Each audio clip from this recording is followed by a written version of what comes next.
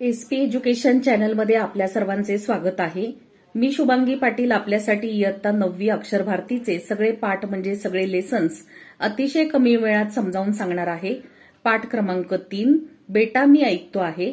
लेखक आहेत व.पु. काळे.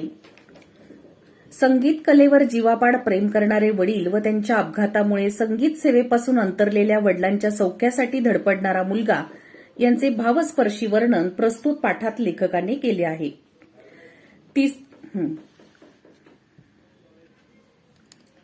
तिसरी घंटा घणघणली व बाहेरचा संमिश्र कोलाहल बंद पडला. उगीच इकडून तिकडे वळणाऱ्या माना स्टेजच्या दिशेकडे स्थिर झाल्या. लोकांचे लक्ष आता आपल्याकडे आहे याची खात्री वाटताच मी गंभीर आवाजात बोलायला सुरुवात केली. सभ्य स्त्री पुरुष हो, माझ्या वाद्यन विद्यालयाचा हा पहिला जाहीर कार्यक्रम आहे. आपल्या चरणी ही कला सादर करताना मला अतिशय आनंद वाटत आहे. आपण शांतपणाने या सर्व कार्यक्रमाचा आस्वाद घ्यावा अशी आपल्याला नम्र विनंती करून मी कार्यक्रमाला सुरुवात करतो. आजच्या कार्यक्रमाची सुरुवात शिरीष भागवत यांच्या फिडल वादनाने होईल. हा विद्यार्थी माझ्या विद्यालयात नुकताच शिकायला आला आहे. कलेच्या प्रांतातील हा नौखा मुसाफिर आहे. हे लक्षात घेऊन आपण त्याच्या हुशारीचे कौतुक करावे ही विनंती. एवढे बोलून मी शिरीषकडे पाहिले. मला या मुलाची अतिशय भीती वाटत होती. खरे सांगायचे म्हणजे माझ्या मनातून मला शिरीषला कार्यक्रम द्यायचाच नव्हता, कारण नुकताच शिकायला लागलेला हा विद्यार्थी माझ्या विद्यालयाचे नाव खराब करील याची मला खात्री होती. म्हणूनच मी त्याला कार्यक्रम देण्याचे टाळत होतो. मी शिरीषकडे पाहिले. त्याच्या चेहऱ्यावर धीटपणा आणि आत्मविश्वास पुरेपूर प्रतिबिंबित झाला होता. पण त्याचे हे अवसान फार वेळ राहणार नाही हे मी ओळखून होतो. पडदा वर जाऊन बाहेरचा श्रोतृवृंद नजरेला पडताच त्याचा हा धीर सुटेल याची मला खात्री होती. शिरीषने खून करताच मी पडदेवाल्याला इशारा केला आणि पडदा झरझर वर गेला. फूट लाईटचा झगझगीत प्रकाश डोळ्यांवर पडताच शिरीषने डोळे मिटून घेतले. त्या प्रकाशाची डोळ्यांना जराशी सवय झाल्यावर शिरीषला सबंध श्रोतृवृंद दिसला आणि त्याच क्षणी त्याच्या मनाची झालेली चलबिचल त्याच्या चेहऱ्यावर स्पष्ट दिसू लागली. तो गडबडून गेला आहे हे मी ओळखले. त्याला आता सावरून धरणे शिक्षक या नात्याने माझे कर्तव्य होते. मी तंबोऱ्यावाल्याला व तबलेवाल्याला खून केली. तंबोऱ्याचा धीरगंभीर आवाज घुमू लागला. शिरीषने डोळे मिटून कुणाचे तरी ध्यान केल्यासारखे दिसले व पुन्हा त्याचा चेहरा पूर्वीच्या आत्मविश्वासाने न्हावून निघाला व हलकेच त्याने षड्ज लावला. एका 10 ते 12 वर्षाच्या मुलाने शांतपणे वाजवायला सुरुवात केलेली पाहून लोक शांत बसले. धीमेपणाने शिरीषने भूप रागातली गत वाजवायला सुरुवात केली. तेच ते सूर, मात्रेचाही फरक नाही. तो शांतपणे वाजवू लागला आणि आजपर्यंत बसला नव्हता एवढा धक्का मला बसला. कानांवर विश्वास बसेना, नजरे पंचेंद्रिये दगा तर देत नाहीत ना अशी शंका मनाला चाटून गेली. माझ्या जागी तुम्ही असता किंवा आणखी कोणीही असता तरी त्याच्या मनातही तशी शंका आली असती. तुम्हीच सांगा. सुमारे 6 महिन्यांपूर्वी शिरीष माझ्या विद्यालयात आला. धीटपणे त्याने विचारले, आपणच का पी जनार्दन? मी सुहास्य मुद्रेने होय म्हणताच तो म्हणाला, माझे नाव शिरीष भागवत. घरी श्रीच म्हणतात मला. गाण्याची फार आवड आहे. तुला गाण्याची आवड आहे तर माझ्यापेक्षा माझ्या वडिलांना मी शिकलेले फार आवडेल. त्याच्या चमत्कारिक उत्तराचे मला नवल वाटू लागले व थोडासा रागही येऊ लागला. तो थोडा वेळ थांबून पुढे म्हणाला, मी आपल्याकडे शिकायला येईन, पण माझी एक अट आहे. मी शिकायला आलो की रोज माझ्याबरोबर माझे वडील पण येतील व शिकवणी चालू असताना वर्गातच बसतील. आता मात्र मला राग आला. मी जाणीवपूर्वक हसत म्हणालो, मान्य, तुझ्या अटी एकदम मान्य, पण त्यासाठी तुला महिना 50 रुपये फी द्यावी लागेल. कबूल. उद्यापासून मी येतो. माझ्याबरोबर वडील पण येतील बरं का? असं म्हणून माझ्या आश्चर्यचकित चेहऱ्याकडे न बघता शिरीष चटकन निघून गेला. दुसऱ्या दिवशी तो अगदी वेळेवर आला. त्यांच्याबरोबर एक वयस्कर आणि भारदस्त गृहस्थ आले होते. शिरीष म्हणाला, हे माझे वडील नाना. आमचे नमस्कार झाले. एक अक्षर न बोलता नाना खुर्चीवर बसले. मी पण न बोलता व्हायोलिन काढले व शिरीषच्या हातात दिले. त्याने बरोबर वही वगैरे आणलेली पाहताच माझा त्यांच्याबद्दलचा ग्रह चांगला झाला. पहिल्या दिवशी प्राथमिक माहिती व पहिला धडा दिल्यावर मी हातात व्हायोलिन घेतले. माझ्या विद्यालयात येणाऱ्या विद्यार्थ्यांना पहिल्या दिवशी स्वतःच वाजवून दाखवायचे अशी माझी प्रथा होती. त्यामागील हेतू एवढाच की मला त्यांना सुचवायचे असते की नेटाने नीट टिकलात तर इतपत वाजवू शकाल. त्याप्रमाणे सुमारे 20 मिनिटे मी पिलू रागातली एक गत वाजवून दाखवली. जीवाचे कान करून नाना ऐकत होते व शिरीष माझ्याकडे व नानांकडे आळीपाळीने बघत होता. मी व्हायोलिन खाली ठेवले व नानांकडे पाहिले. त्यांच्या चेहऱ्यावर तृप्तीचे समाधान स्पष्टपणे दिसत होते. आपण जाऊया आता, शिरीष म्हणाला व पिता पुत्र उठले. मीच आपण होऊन त्यांना विचारले, काय कसं काय वाटलं एकंदरीत? वा, उत्कृष्ट, त्याबद्दल प्रश्नच नाही. शिरीषनेच मध्येच उत्तर दिले. मला त्याच्या आगाऊ स्वभावाचा राग आला. आपण कुठं असता कामाला? भोचकपणे शिरीषच पुन्हा म्हणाला. मला वाटले की मध्ये मध्ये बोलल्याबद्दल नाना शिरीषला दम भरतील म्हणजे रागावतील, पण त्या उलट ते कौतुकाच्या नजरेनेच त्याच्याकडे पाहत होते.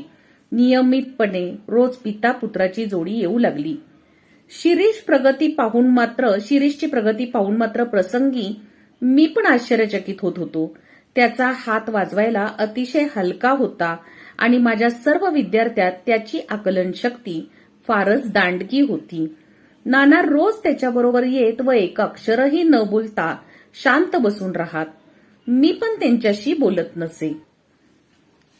हा म्हणता 3 महिने निघून गेले. आणखीन 3 महिन्यांनी होणाऱ्या माझ्या विद्यालयाच्या प्रथम कार्यक्रमात आपण शिरीषला कार्यक्रम द्यायचा असा मी निश्चय करून टाकला आणि त्यानुसार मी शिरीषला म्हणालो, शिरीष, अशीच प्रगती कायम राहू दे. आपल्या विद्यालयाच्या कार्यक्रमात मी तुझा कार्यक्रम ठेवणार आहे. हे ऐकल्यावर शिरीषला अत्यानंद होईल अशी कल्पना होती, पण त्याच्या चेहऱ्यावर आनंदाच्या काहीही भावना दिसल्या नाहीत. इतकेच नव्हे तर त्याचा चेहरा काहीसा उतरला. मी विचारले, काय, तुला हे ऐकून काहीच आनंद वाटत नाही का?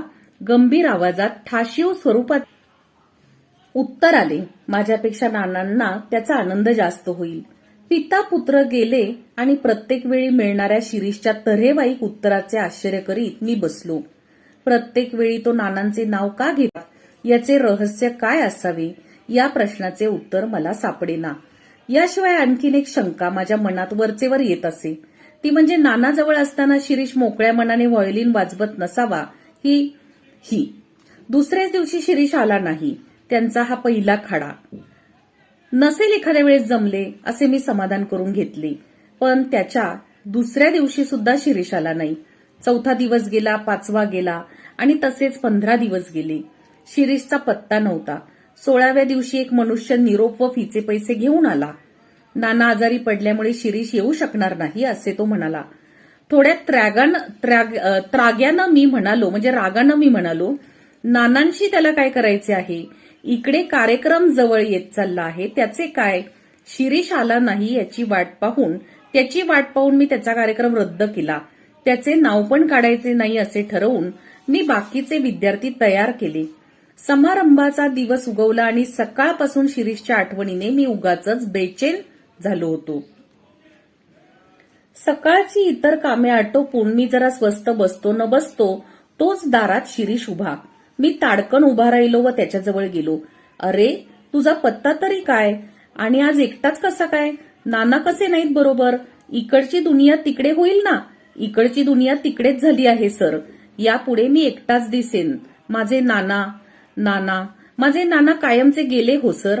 बऱ्याच सांत्वनानंतर त्याने विचारले, आज आपल्या विद्यालयाचा कार्यक्रम ना? मी खिन्नपणे हो म्हणालो. मग मला आज कार्यक्रम द्या. नाही म्हणू नका सर, एवढीच इच्छा पुरवा. तो असे म्हणल्यावर मात्र माझ्यातला शिक्षक जागा झाला. मी सौम्य आवाजात म्हणालो, शिरीष, मी तुझ्या भावना ओळखतो, पण आज माझा नाईलाज आहे. आजच्या या पहिल्या कार्यक्रमावरच आपल्या विद्यालयाची इभ्रत अवलंबून आहे. त्यातून तुझी 2 महिने गैरहजेरी लागलेली. तूच सांग, मी तुला कार्यक्रम कसा काय देऊ?